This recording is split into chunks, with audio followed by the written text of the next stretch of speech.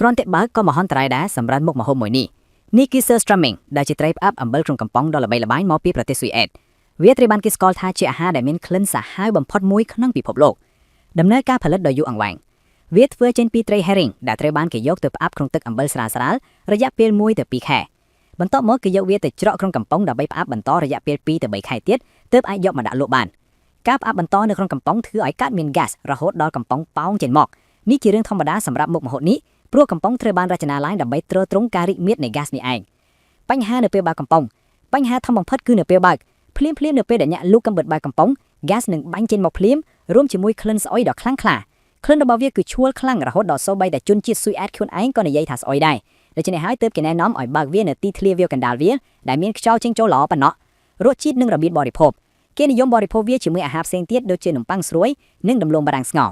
អ្នកដែលធ្លាប់ញ៉ាំបានប្រាប់ថាវាមានរសជាតិប្រៃនិងជូរបាននិយាយទៅ Sir Strumming មានលក្ខណៈស្រដៀងនឹងប្រហុកឬត្រីផាបនៅតំបន់អាស៊ីយើងដែរបាននិយាយពីរសជាតិវិញពួកវាអាចនឹងឆ្ងាញ់ម្នាក់ប៉ុន្តែបាននិយាយពីក្លិនវិញគឺ Sir Strumming របស់ស៊ុយអែតឆ្ញាក់ដាច់តែម្ដង